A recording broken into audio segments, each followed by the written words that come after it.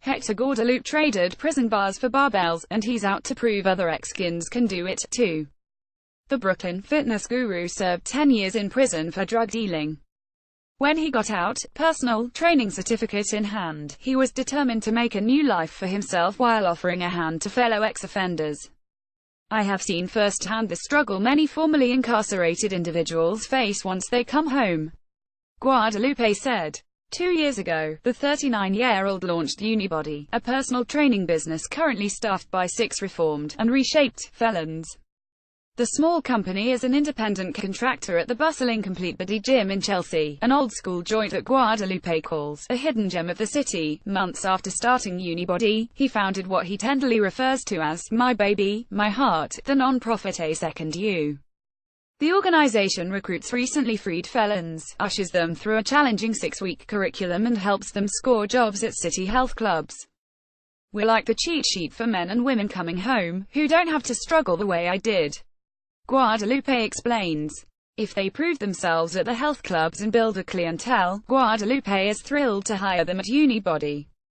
So far, A Second You has graduated 70 people, and 98% have maintained employment, he said. More recently, he's entered a partnership with Columbia Business School to encourage 200 city employers to hire 2,000 ex-prisoners by 2020. His message to them: don't fear this population. Hector is driven by something bigger than himself, much bigger, said Guadalupe's lead collaborator at Columbia, social enterprise professor Damon Phillips. Guadalupe's promising path may be unexpected for someone who's walked a mile in his gym sneaks. He grew up poor in Williamsburg and lost both parents to cancer when he was a teen. I grew up in the hood, and after losing my parents, it was a stressful time, he said. I got involved with hanging out on the streets. After finding his way into multi-state drug dealing, the law caught up with him and Guadalupe landed in cuffs at age 23.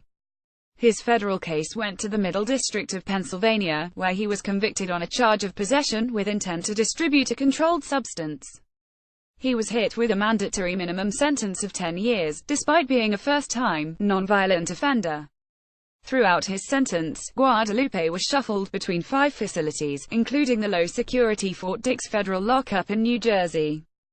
Toward the end of his decade-long sentence, prodded by a buddy who noted he was looking chunky, Guadalupe found a passion for exercise. The next day I started working out, and it never stopped, he laughed.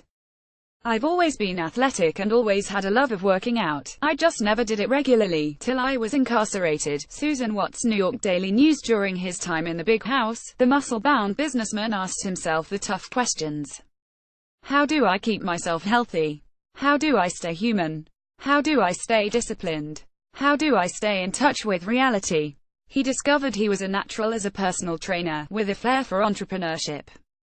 Guadalupe started instructing other prisoners and completed his own fitness trainer certification. At the end of 2012, Guadalupe was one of 650,000 ex-offenders returning home, according to Justice Department statistics. Surveys estimate that 2/3 of released prisoners will re-offend and end up back in the clink within a year. Though numerous studies have found employment as a key factor in preventing recidivism, more than half of the formerly incarcerated remain jobless a year out of prison, a troubling stat that comes as little surprise to Guadalupe. It's why his recruiters hold weekly workshops at federal reentry centers in the Bronx and Brooklyn, and why they set up shop at job fairs for former prisoners. Phillips said Guadalupe is a powerful example of why stigmatization against those with criminal records is wrong, logically, and morally. He's a business entrepreneur, but also a social entrepreneur, Phillips told the Daily News. He's also an inspiration for people transitioning to life after prison. You can see how moved they are by it, Phillips said. You can physically see how moved they are by what he's done.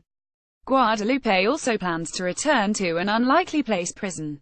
Most felons don't have an education, so that strikes you down, he said.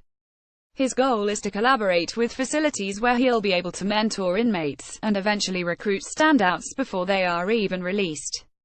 I'm trying to build a team that can be involved with the rehabilitation process, he said.